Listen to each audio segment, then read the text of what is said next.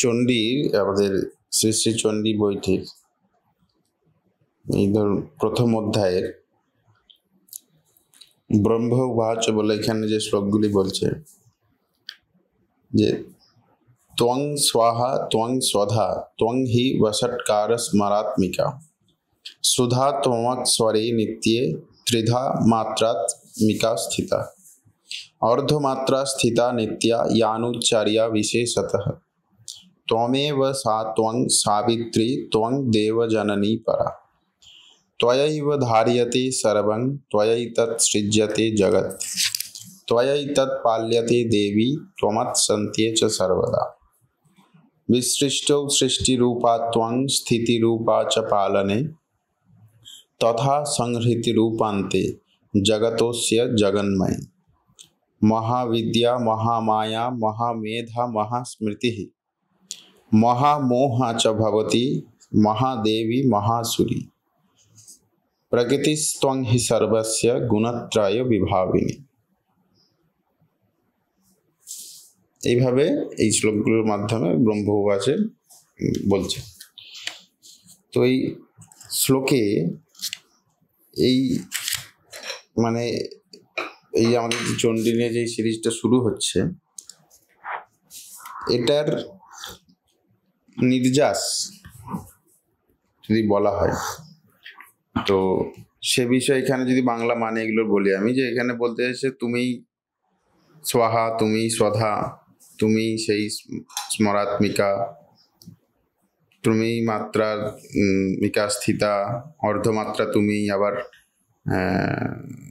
তুমি সেই সাবিত্রী তুমি দেবজননী পরা এই যে কথাগুলো বলছে এখানে তুমি বা দেবী এখানে কোন বিষয়টাকে ইঙ্গিত করা হচ্ছে এই এই বইয়ের মাধ্যমে বা কোথা থেকে এই জিনিসগুলো যিনি লিখেছেন উনি কোথা থেকে এই বিষয়গুলোকে আনছেন?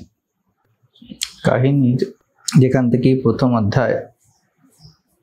অধ্যায়ের অংশ শুরু হয় মাথায় রাখতে হবে যে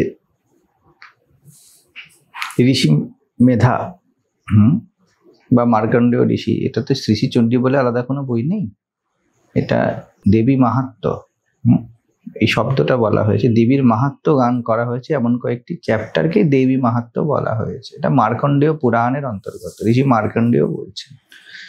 ঠিক আছে, তাহলে দেখবেন না প্রথমে থাকে মার্কণ্ডেয় উবাচ, মেধা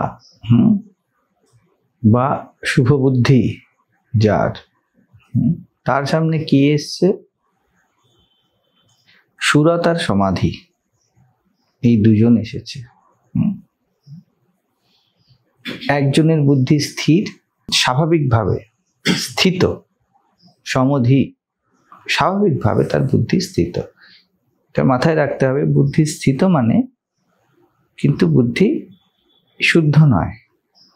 স্থিত বুদ্ধি কারোর মধ্যে থাকে না যে সে শুনতে পারে, গুড লিসনার, তাকেও কিন্তু স্থিত ধী বলা যায়, ধীর বলা যায়। কারণ যে কোনো জিনিস যদি তা অবজেক্টিভ হয় তা বোঝার জন্য একটাই জিনিস দরকার, কি? আর স্টিল ব্যাকগ্রাউন্ড, তাই না? গাড়ি চলছে জানার জন্য আপনাকে দাঁড়িয়ে যেতে হবে, মেঘ ভাসছে জানার জন্য আপনাকে দাঁড়িয়ে যেতে হবে, বইয়ের লাইন পড়ার জন্য আপনাকে চুপ করে দাঁড়াতে হবে। তো কেমন একজন মানসিকতার ব্যক্তি। আর দ্বিতীয় ব্যক্তি হলো সুরত, অর্থাৎ যিনি যোগ্য অধিকারী। একজন শান্ত মাথার ব্যক্তি এসছে আর একজন সুরত, সেই জন্য তিনি রাজা। ঠিক আছে, রাজা কেন তিনি? কারণ যখন যোগ্য অধিকারী তখন তিনি রাজপথ পান। সব রকমই হবে না, তোমার মধ্যে ধরো তোমার শিক্ষা দীক্ষা ভালো, ঠিক আছে, তাই তোমার কথা বলা মার্জিত হবে, লোকের সাথে ব্যবহারও সুন্দর হবে, ঠিক আছে, আর্থিক উপার্জনও ভালো হবে, ঠিক আছে, তোমার আশেপাশে যে সারাউন্ডিং সেটা হেলদি হবে, তাহলে সুরত। তো এরা এসেছে, এরা কিসে হয়েছে? যতই সুরত হও আর যতই সমাধি, জ্ঞানী নাম অপি চেতাংসি। হ্যাঁ, খুব সুন্দর কথা মেধা ঋষি ওখানে বলেন যে তুমি যেই হও না কেন, যেমনই হও না কেন, পশুদের মধ্যেও যেমন মোহমায়া দেখা যায়, যে মোহমায়া কি বিষয়টা, considering one self as an object. আয়নার মধ্যে প্রতিবিম্ব পড়েছে, আয়না নিজেকে প্রতিবিম্ব মনে করতে শুরু করেছে। আয়না নিজেকেই প্রতিবিম্বর সাথে লাল, নীল, হলুদ, সবুজ বিভিন্ন অঙ্গ প্রত্যঙ্গ নিয়ে ভাবতে শুরু করেছে, কিন্তু in core it is only appearance. আয়নার কোথাও কিছু নেই, এবং বিইং মিরর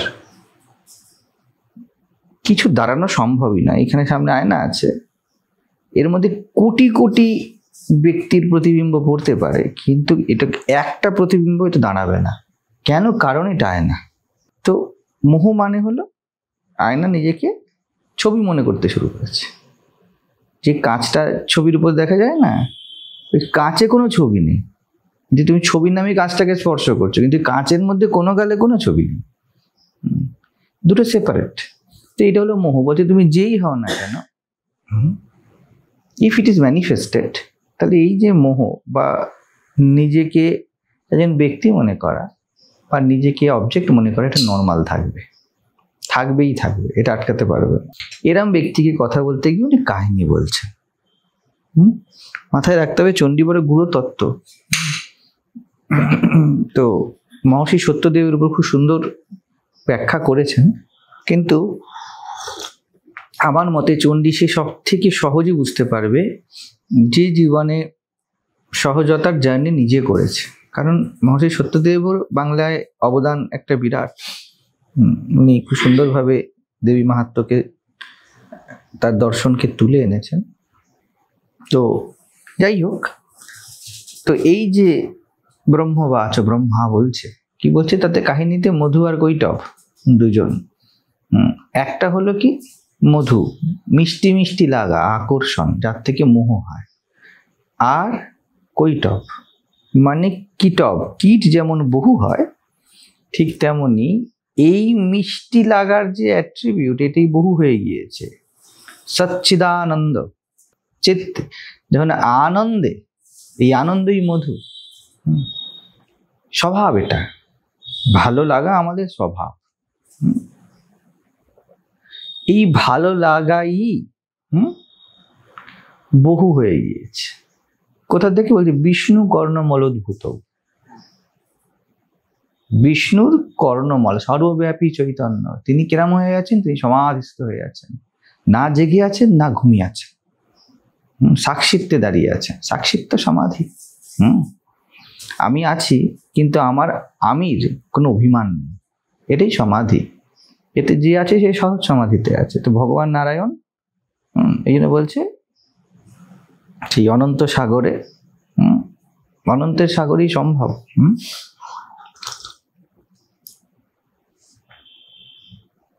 শুয়ে আছেন, এবং তার মাথায় কি আছে?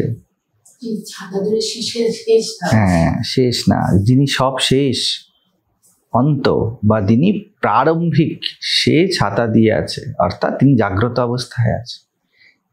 অ্যাক্টিভ মোডে কে দাঁড়িয়ে আছে? স্বভাব। এটাই রেয়ারেস্ট অবস্থা। স্বভাব অ্যাক্টিভ মোডে থাকে না, অ্যাক্টিভ মোডে থাকে ক্রিয়া, অ্যাক্টিভ মোডে থাকে ব্যক্তি, অ্যাক্টিভ মোডে থাকে মায়া।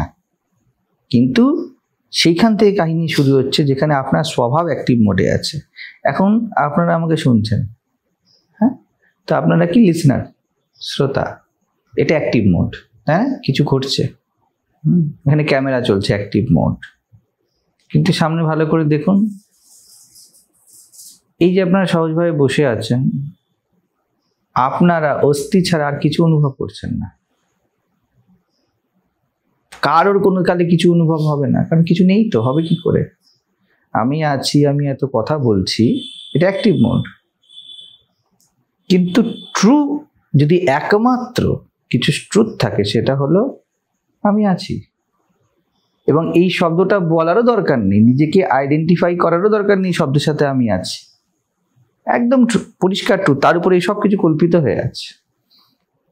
আমি আছি বলবে আমি ভাবি, আমি করি, আমি ছেলে, আমি মেয়ে, কিন্তু এর আধার কি? আমি আছি, আমি দিয়ে বানানো সবকিছু। যেমন ছানা দিয়ে বানানো মিষ্টি। তাহলে একমাত্র সত্য ছানা, তার না কালাকাদ নাম সত্য, না ক্ষীরকদম নাম সত্য, কোনো নামই সত্য না। ঠিক আছে, কিন্তু নর্মালি এটাই হয় যে আমরা সন্দেশের রূপ আর নাম দেখি, ছানাকে ধরাই দেখি। আপনি কি বলেন যে আমি সামনে ছানা দেখছি?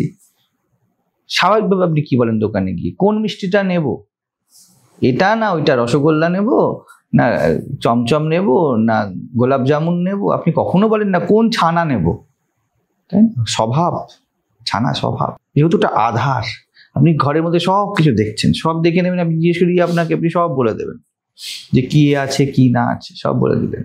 আপনি কখনো এই মেঝের কথা উল্লেখই করবেন না, কারণ এই আধার, এ সাইলেন্ট থাকবে। আলমারি আছে, এটা আছে, পুরো লিস্ট করবেন। কোনোদিনও ঘরের মধ্যে মেঝে আছে, ছাদ আছে, দেওয়াল আছে, কোনো ইনলিস্ট করেন না। We know only object. সেই জন্য এই অবজেক্টটা কি? মধু কৈটব, বহু। আর ভালো লাগা মন্দ লাগা হলো আকর্ষণ। মধু, মন্দ লাগাও আকর্ষণ। মন্দ লাগা বেশি মন টানে, ভালো লাগা পেয়ে গেলে অত হাসেন না যত মন্দ লাগা পেলে আপনি কাঁদেন। তাহলে ওখানে মধু বেশি আছে।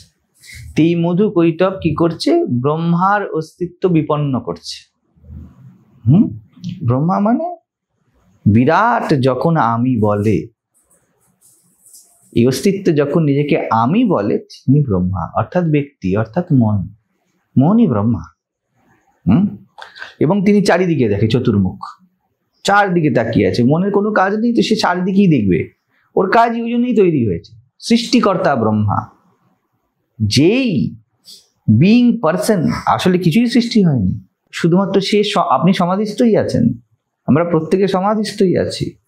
কিন্তু কেন মনে হচ্ছে এত কিছু আশেপাশে আছে? Because of Brahma. Considering yourself as person, বিশেষ আমি। এই আমিকে নাম রূপ দেয় ব্রহ্মা। তাহলে যদি এক্সিস্ট করে কি আমি? আমি ছাড়া কিছুই এক্সিস্ট করে না। কিন্তু এই আমি তুমি জন্ম দিতে শুরু করে ইলিউশন, মায়ায়। ঠিক আছে, এই জন্য সমাধিস্থ অবস্থায় কোথায় ব্রহ্মার অ্যাক্টিভিটি? সেখানে মন কোথায় কাজ করে? তো বিষ্ণু নাভি কমল থেকে ব্রহ্মা, অর্থাৎ যেহেতু শো করছে জন্মের স্থান, সব জন্মের স্থান, এটা তো শারীরিক জন্ম, এটা বোঝানোর জন্য প্রতীকী। আসল বিষয় হলো ব্রহ্মা সৃজন হয়েছে, অর্থাৎ মনেতেই তোমার জন্ম হয়েছে, আর কোথাও কোনো জন্ম হয়নি। যেই জন্মকে আমরা বলি আমাদের প্যারেন্টাল যে বার্থ, হ্যাঁ, এটা মনেতেই মাত্র হয়েছে। কারণ আমরা কেউ আমাদের জন্ম জানি না। আমরা 99% লোক কেউ ডিএনএ টেস্ট করে প্রমাণ করতে পারিনি আমাদের পিতা মাতা। আমরা 99% মানুষ মনেতেই মনে করি আমাদের পরিবার, আমাদের জন্য আমরা যত এত আধ্যাত্মিকতার প্রমাণ চাই, আমরা কেউ জানি না। ইটস এ মিয়ার বিলিভ। ইভেন আমি জন্মেছি, ঠিক। এই ব্রহ্মা কি বলছে? এর অস্তিত্ব বিপন্ন করছে, অর্থাৎ মোহ আর বহুত্বে রুচি। এই যে মন, যা কিনা সমাধিস্থ ছিল, হরি সমাধিস্থ হয়ে আছেন, অর্থাৎ জীব ভাব নেই, সাক্ষিত্বে সমাধি হয়ে আছে। কে জগৎ চালাবে, কি জগতের কথা বলবে? জগৎ নেই, সেই জন্য তখন কোনো অস্তিত্ব নেই কোনো কিছুর। এই অবস্থা দিয়ে কি প্রথম পপ আপ করলো? আনন্দ। উপনিষদে বলে আনন্দম খলু ইমানি ভূতানি জায়ন্তে, আনন্দ থেকে জন্মেছে। তো এই যে আনন্দ, মধু বড় ভাই, আর তার থেকে কৈটব। কেন এই যে জগৎ সৃষ্টি হয়েছে? সচ্চিদানন্দের যে আনন্দ, তা গ্রস ফর্ম নিয়েছে, তাই আনন্দই ম্যানিফেস্টেশন হয়। আর তা বহুত্বে কিটব, বহুত্বে রূপান্তরিত হয়ে যায়। আপনার ভালো লাগাই এই জগৎ হয়েছে, আপনার প্রেমই দেহ মন হয়েছে। ঠিক আছে, এরা কি করছে? আপনারই প্রেম, আপনারই স্বভাব, কিন্তু কর্ণ মল উদ্ভূত। কেন? কানে কানে থাকে বাতাস বা ফ্রিকোয়েন্সি, তাই না? এই ওয়ার্ল্ড ফ্রিকোয়েন্সি, সেই পুরো তন্মাত্রায় এই জগৎ সৃজন হয়েছে। তাই কর্ণের মলোদ্ভূত। মল কেন বলছে? কারণ এটা গ্রস ফর্ম পেয়েছে। ইটস নট গ্রস, এই ওয়ার্ড গ্রস নয়, it's totally subtle, it's only thought না। ভগবান, এই যে শ্রী শ্রী চণ্ডী, ঠিক আছে, বলুন আপনাদের বয়স, আমার বয়স, এই আধ্যাত্মিকতা, এই ইউটিউব, এই ক্যামেরা, এই হ্যান ত্যান, where it exists apart than your thought? কোথায় থাকে গভীর ঘুমে? এসব কিছুই থাকে না। এই পুরো জগৎ সৃজন হয়েছে, উৎপাত শুরু হয়েছে কোথায়? মনেতেই, ব্রহ্মার কর্ম অস্তিত্ব বিপন্ন করতে। তাহলে কি হলো? সমাধির থেকে, শান্ত স্বভাব থেকে, আমির রচনা, পরম শান্তি থেকে, নারে হরিতে যোগমায়া সমাহিত হয়ে আছে, ক্ষীর রূপে আছে। জগৎ সৃষ্টির কথা বলা হচ্ছে না প্রথম অধ্যায়তে? বলছে কিভাবে? বলছে সেই পরব্রহ্ম, সেই সর্বব্যাপী চৈতন্য যখন আমি বলে, অর্থাৎ ব্রহ্মা, ঠিক আছে, তখনই মধুকৈটব সচ্চিদানন্দের মধ্যে থেকে তার আনন্দ portion apparently in thought gross form নিতে শুরু করে। কোথায় হচ্ছে? স্বপ্নের মধ্যে। যেমন স্বপ্নে সবকিছু ভিভিড, লাইক সবকিছু ভিভিড হতে শুরু করে যেই আপনি বলেন আমি, ঠিক আছে। কিন্তু মুশকিল কি হয়ে যায়? মোহ নিয়ে কথা হয়েছিল। মুশকিল হয়ে যায় যে যার সৃজন, এই মনেরই সৃজন এই জগৎ, আর এটা ভিশিয়াস সার্কেল, মনকেই ব্যতিব্যস্ত করতে শুরু করে, শেষ করে দেবে। আমাদের মানসিক উত্তেজনা, যন্ত্রণা, ডিপ্রেশন, মন থেকেই জগৎ সৃজন, আর জগৎই মনকে ব্যতিব্যস্ত করছে, বা এমন বলতে পারো জগৎই মনকে এঙ্গেজ করছে। এটা একটা ভিশিয়াস সার্কেল, এই জন্য এর কোনো শুরু শেষ নেই। মন জগতের বীজ, বীজ থেকে গাছ, আর গাছ থেকে বীজ, যেই বীজ থেকে গাছ হলো, ঠিক আছে। আবার কোনো চেষ্টা ছাড়া গাছ বীজ দেবে, আর চেষ্টা চাই না, আবার গাছ, আবার বীজ। এর শুরু কোথায়, শেষ কোথায়? এটাই ব্রহ্মা সার্চ করলো, শুরু কোথায়, শেষ কোথায়। দেখছে তখন হরি সমাধিস্থ হয়ে আছে, ঠিক আছে। স্বভাব, মাথায় রাখবে এই জায়গাটা, স্বভাব, আমাদের স্ব, আমাদের আত্মা সর্বব্যাপী, we are that unpronounced, unconditioned, unnamed I am, ঠিক আছে। এইটাই হলো বীজ। এর থেকেই সব হতে পারে, কারণ আর কাউকে দেখতে পাচ্ছে না, এই উৎপাত। তো হরিকে ডাকছে, নিজের গডফাদারকে ডাকছে। মন কাকে ডাকবে? আত্মাকেই তো ডাকবে। মনে কার খারাপ লাগে? আমির মন, আমার মন।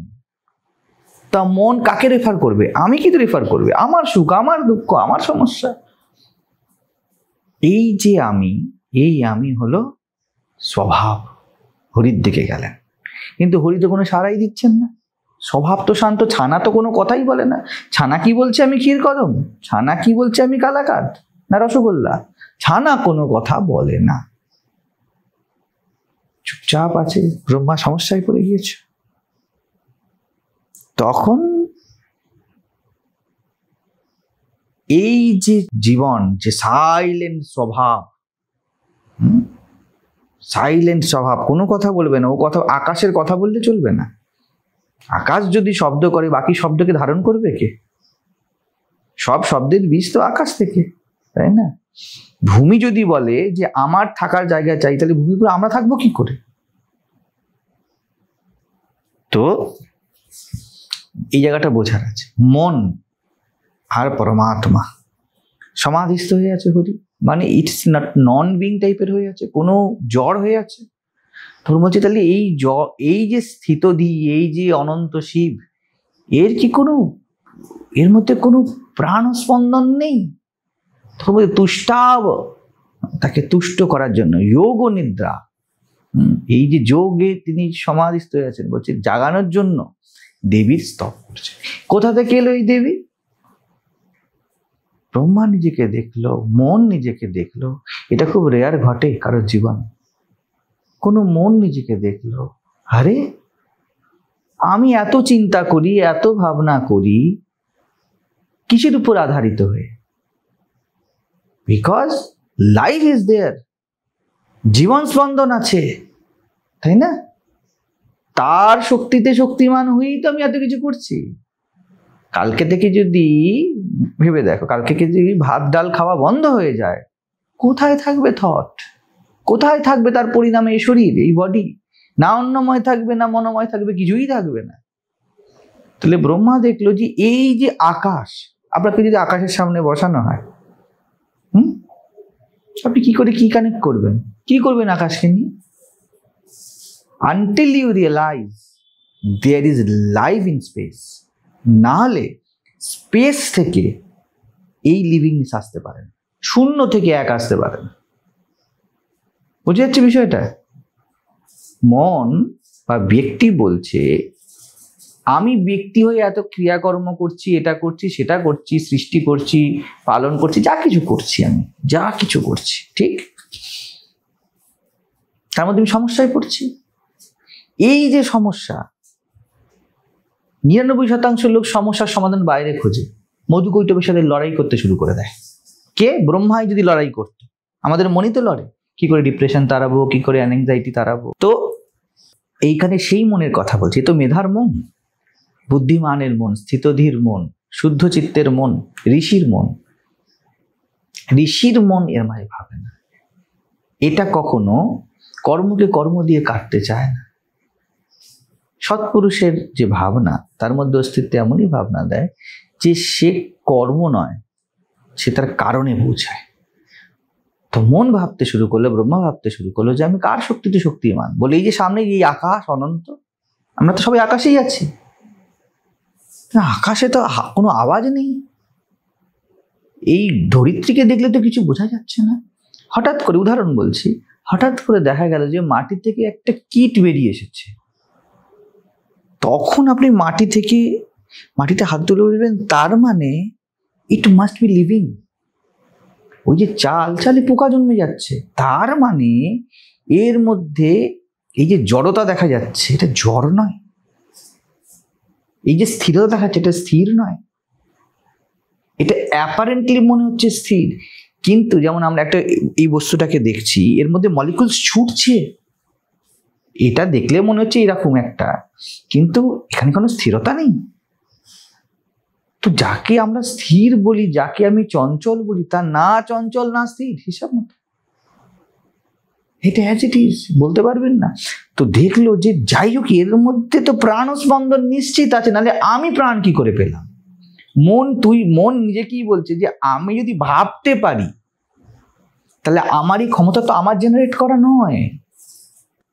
কারণ ব্রহ্মা যখন দেখছে তার সৃজন হয়েছে, আপনি যখন জন্ম থেকে দেখছেন যে 2-3 বছর বয়সের পর থেকে আপনার মনে সৃজন হওয়া শুরু হয়েছে। তার আগে মন বলে কোনো পদার্থ ছিল না বিশেষ, যাকে আপনি ভাবতে পারেন। রিজনিং স্টার্ট হলো মানে মন স্টার্ট হলো। তার মানে ইট took birth at some time. তার মানে আমি এমনি ভয়েড থেকে এসে যাইনি। যাকে আমি ভয়েড দেখছি, যাকে আমি শূন্য দেখছি, এটা নিশ্চিত প্রাণ স্পন্দনে পরিপূর্ণ। ইনি আমার জননী, এই প্রাণময়ী, ইনি আমার জননী। তাহলে উদাহরণে যদি বলি, এই যে ভাত পড়ে আছে, এর মধ্যে তো কোনো প্রাণ নেই। আপনি দেখছেন আপনি দাঁড়িয়ে আছেন, আর কোথাও কিছু পেলেন না, দুটো একদানা ভাত পেলেন, ঠিক আছে? আমি উদাহরণ দিয়ে বোঝানোর চেষ্টা করছি, বুঝতে না পারলে বলবেন। আপনি বলেন এই ভাতটা তো জড়ের মতো পড়ে আছে, আর কিছু দেখতে পাচ্ছি না, তাহলে আমি এখান থেকে এসছি কোনোভাবে, ঠিক আছে? কিন্তু এ তো জ্বর, আমি তো নড়ছি চড়ছি, আকাশ তো স্থির আর আমি তো চঞ্চল। হঠাৎ করে দেখলেন ওই ভাতটা 3 দিন পরে একটা পোকা তৈরি হয়ে গেল। আপনি বললেন এই জ্বর নয়, দেখতেও জ্বর, কিন্তু এর মধ্যে চৈতন্য পরিপূর্ণ আছে, এর থেকেই আমি এসেছি। তো চণ্ড বা ভৈরব বা ব্রহ্ম, তার থেকেই চণ্ডী, ঠিক আছে, শব্দ এসেছে। তো ওই সর্বব্যাপী চৈতন্য নারায়ণ থেকে, ঠিক আছে, দেবী আবির্ভূতা হবেন। এই জন্য মন কি করলো? মন জগতের গান গাইল না, মন নিজের স্বভাবেরই গান গাইল, ক্রিয়াময়ী স্বভাব। আমরা আধ্যাত্মিকতা নিয়ে কি বলবো? এর কোনো ইমপ্লিমেন্টেশন থাকতে হবে তো আমাদের জীবনে, মনের উপর কোনো এফেক্ট থাকতে হবে তো। আপনি ধরুন সব বুঝে গেছেন, ইউ আর দ্যাট, হাইয়েস্ট বুঝে গেছেন, আর এখনো দিন রাত ভয় করে, এখনো দিন রাত লোভ হয়, হোয়াট ইজ ইউজ? কোনো ইউজ নেই না। এর ক্রিয়াশীলতা থাকতে হবে তো কিছু একটা আপনার জন্য। কিন্তু আধ্যাত্মিকতাও তো আপনি ব্যক্তি হয়ে খুঁজেছেন, ব্যক্তি না হলে আধ্যাত্মিকতা কোথায়? তো তখন ব্রহ্মা বলল যে ত্বম স্বাহা ত্বম স্বধা, অর্থাৎ এই যে চুপচাপ যিনি শুয়ে আছেন, এই যে সর্বব্যাপী স্থিতদি চৈতন্য, এটা শুধুমাত্র এরকম নয়, এটা ইন্টেলিজেন্স মাত্র নয়, জাস্ট সেলার বাব বলে intelligence energy. It is vibrating, it is pulsating, it is the source, it is living vivid source. তাকে অ্যাড্রেস করে বলছে যে ত্বং স্বাহা ত্বং স্বাধা, অর্থাৎ তুমি দ্যাট লাইফ এসেন্স, তার মধ্যে এত ক্রিয়াশীলতা, এত পোটেনশিয়াল যে সেই সব হয়েছে। তুমিই যজ্ঞ, তখনকার ভাষা, তুমি শ্রাদ্ধ, তুমি বসৎকার, তুমি সব আকারে আকারিত হয়েছিল, তুমি সব কিছু হয়েছে, অর্ধমাত্রা, পূর্ণমাত্রা, সব কিছু তুমি। ওমকারে থাকে না অর্ধমাত্রা উপরে, তো সব রকম ভাবে বলা হচ্ছে যে এটা কি, এই যা কিছু দেখছেন, এই সব ক্রিয়ায় ছুটছে, এসব শক্তি, including your so call you, একে স্তব করা হচ্ছে। ত্বং দেব জননী পর, তুমি দেবতাদের, তুমি এই ইন্দ্রিয়ের সৃজন করেছো, তুমি সবকিছু করেছো। আই এম নট দ্য ডুয়ার, মন বলতে শুরু করো, আমি কর্তা নই। আমি যদি কর্তা হতাম, চিন্তাই যদি কর্তা হতো, তাহলে তো চিন্তা মধুকৈটবকে নাশ করতে পারত। যদি চিন্তা করেই সমাধান হতো, তুমি করলেই যদি হয় বা আমি করলে যদি হয়, তাহলে একটু তো মধুকৈটবকে আমি মেরে দেবো। এই চেষ্টাই পুরো জগৎ করছে। ব্রহ্মা চেষ্টা করছে মধুকৈটবকে মারতে, সে তার সোর্সের কাছে যাচ্ছে না। কিন্তু কোনো ঋষির কাছে, কোনো ঋষির চোখে, ঋষির প্রজ্ঞায় ধরা দেয় যে মন কখনো মনের সমাধান করতে পারে না। Mind cannot sort out itself because it is never made for sort out. এ তো এই চক্রটা চালানোর জন্যই রচনা হয়েছে। একমাত্র উপায়, চক্র যখন তার হাবকে দেখতে শুরু করে, তার সেন্টারকে দেখতে শুরু করে, চক্র যদি অভিমানী হয় যে আমি ঘুরছি, এই চক্রই যখন শরণাগত হয় তখন সুদর্শন হয়ে যায়, গোবিন্দের হাতে আছে। তো ব্রহ্মা হলো সেই মন, যেই মন নিজের সোর্সের দিকে দেখতে শুরু করেছে। সোর্সের দিকে শুধুমাত্র নয়, শুধু তত্ত্ব নয়, শুধু জড়তা নয়, শুধু চোখ বন্ধ করে ধ্যান করা নয়। ত্বং স্বাহা ত্বং স্বধা ত্বং হি বষটকার স্বরাত্মিকা সুধা ত্বমক্ষরে নিত্যে ত্রিধা মাত্রাত্মিকা স্থিতা अर्धमात्रा स्थिता नित्या यानुच्चार्या विशेषतः या न उच्चार्या, যা উচ্চারিত হয়নি তাও তুমি, বীজ রূপে তুমি। এই তুমি কেন বলছে? ত্বং দেব জননী পরা, জননী পরা কেন বলছে? That I am. যেই ব্রহ্মা, ব্রহ্মা মানে কি বলুন তো? ব্রহ্মা মানে আমি কেউ, সৃজনকর্তা ব্রহ্মা না? কিন্তু এই ব্রহ্মা বা এই মন বলছে যে হে মা, আমি সৃজনকর্তা নই, তুমি আছো বলে, ভাতের মধ্যে তুমি গুণ হয়ে আছো বলেই আমি চিন্তা করতে পারি। আমি চিন্তা করে সমাধান করতে পারি না, তুমি সে আমার যে সৃজন করেছো। তারপরে পরবর্তীকালে কত সুন্দর সুন্দর শব্দ, খড়গিনী, শূলিনী, ঘোড়া ইত্যাদি বলছে তুমি সব। কাল রাত্রির মহারাত্রি মোহরাত্রিশ্চ দারুণা, যাবতীয় সব কিছু ব্রহ্মা স্তব করতে শুরু করলো। এই ব্রহ্মা স্তবেই দুর্গোৎসবে বোধন হয় দেবীর। এটাই জাগরণ, এটাই ষষ্ঠীর সন্ধ্যাবেলায় হয়। যখন মন নিজের উৎসের দিকে দায়িত্ব দেয়, যখন নিজের দায়িত্ব নিজে নেয় না, যখন আপনি বলতে শুরু করেন যে আমি ভেবে কিছু করতে পারবো না, এই আমিটা কোনো কালে কিছু করতে পারে না, এটাই জাগরণ, এটাই বোধন। তখনই আপনার মধ্যে যে আপনার মধ্যেও না। You are enormous possibilities, you are enormous potential right now, কোনো রকম শর্ত ছাড়াই। যতক্ষণ আপনি নিজেকে ব্যক্তি হিসাবে, ব্রহ্মা হিসাবে ভাবতে শুরু করেন, ততক্ষণ পর্যন্ত আপনি হেল্পলেস ফিল করেন। মনের কোথায় যাবেন? মনের চারিদিকে শুধু মন, মনের পারেও শুধু মন। মন যখন বলতে শুরু করে আই এম নট দ্য ডুয়ার, আমি নই, তুমি তো আছো। ওই ক্রিয়াশক্তি ব্রহ্মা হয়েছে, ওই ক্রিয়াশক্তি মধুকৈটব হয়েছে, ওই ক্রিয়াশক্তি আর সর্বব্যাপী চৈতন্য এক, অভেদ। তখন সে নিজের হাল ছেড়ে হাত জোর করে দিয়েছে ব্রহ্মা। অর্থাৎ আমাদের দেখবেন স্তবটা, যে কোনো স্তবেতে হাত জোর করা হয়, এর অর্থই ওই যে আই এম নট দ্য ডুয়ার, আমি হাত বন্ধ করলাম, আমি আমার কর্তা ভাব ছাড়লাম। না হলে কোনো প্রার্থনা ফ্রুটফুল নয়। যখন আপনি অ্যাক্টিভ, তাহলে প্রার্থনার অর্থ কি? আপনি যদি বসের কাছে গিয়েও প্রার্থনা করেন, আপনি একরকম সারেন্ডার করছেন যে আমি কিছু করতে পারবো না, এবার আপনি করুন প্লিজ, ব্যাপারটা দেখুন, আমার দ্বারা তো হবে না, এটা আমরা ঘোষণা করে দিচ্ছি। অর্থাৎ আমির দ্বারা তো হবে না। এইভাবে স্তব হয় শেষ পর্যন্ত। খুব সুন্দর এই স্তব, কিন্তু মানুষ মহালয়াতেই শুধু শুনে নেয়, তো এর গভীরে অধ্যয়ন করলে এটা জীবনের গাথা। এই হলো ফার্স্ট স্টেপ একজন সাধকের, প্রথম অধ্যায়, প্রথম চরিত্র। মুমুক্ষু যখন এটা বুঝতে পারে আমি কিছু করতে পারবো না, তারপরে কি তার কিছু হয় না? যে 13টা চ্যাপ্টার আছে, পুরো অনেক কিছু জীবনের আছে। এরপরে মুমুক্ষু সাক্ষী হয়ে যায়, সে দেখতে শুরু করে যে জগদম্বা কি করে তার জীবনে কাজ করছে।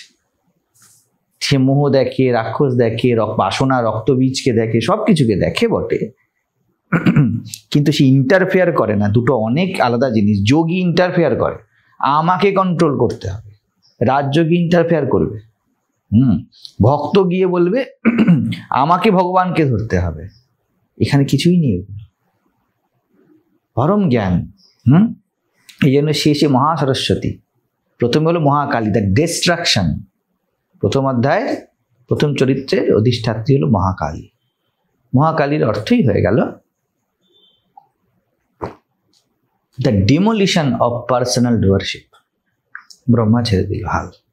যখন মন হাল ছেড়ে দেয়, আমি যখন বলি যখন মন হার মানা হার পরে নেয়, এখান থেকে স্টার্ট।